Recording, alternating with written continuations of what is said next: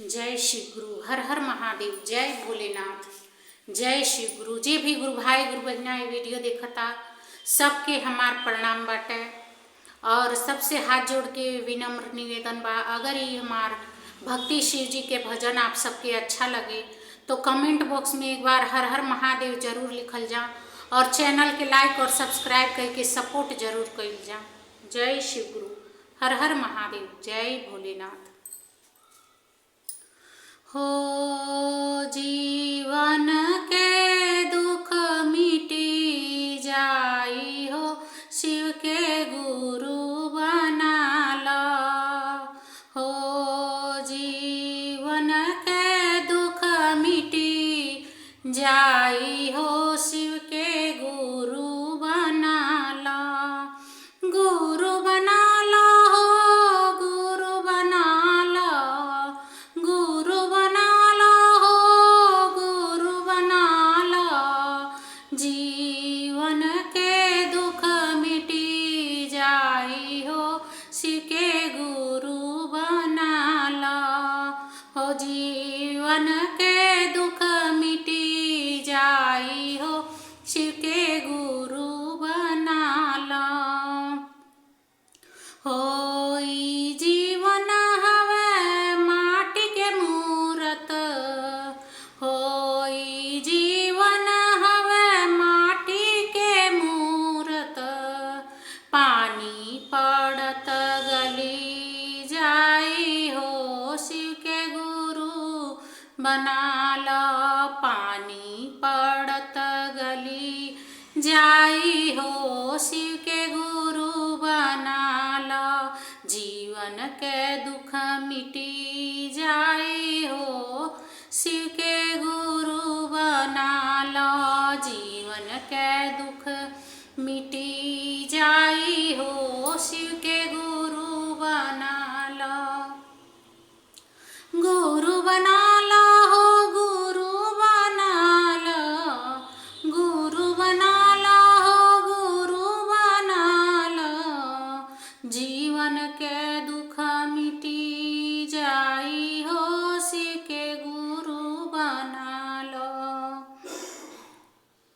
होई जीवन हवे पेड़ के पतैया, ई जीवन हवे पेड़ के पतैया। हवा लगत उड़ी जाई हो, शिव के गुरु बना लो। हवा लगत उड़ी जाई हो, शिव के गुरु बना लो। हवा लगत उड़ी जाई हो, शिव के गुरु बना लो। जीवन के दुख मिटी जाई हो, शिव के गुरु बना लो। जीवन के दुख मिटी जाई हो, शिव के गुरु बना लो। गुरु बना लो, हो गुरु बना लो, गुरु बना लो, हो गुरु बना लो।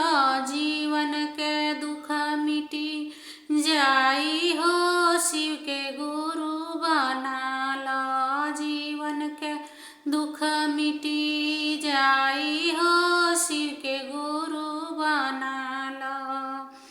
होई जीवन हवे चंदन के लकड़ी, ई जीवन हवे चंदन के लकड़ी।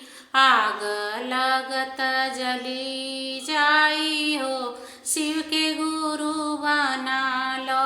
आगी लगत जली जाई हो, शिव के गुरु बना लो। जीवन के दुख मिटी जाई हो, शिव के गुरु बना लो। हो जीवन के दुख मिटी जाई हो, शिव के गुरु बना लो। गुरु बना लो, हो गुरु बना लो, गुरु बना लो, हो गुरु बना लो। जीवन के दुख मिटी जाई हो, शिव के गुरु बना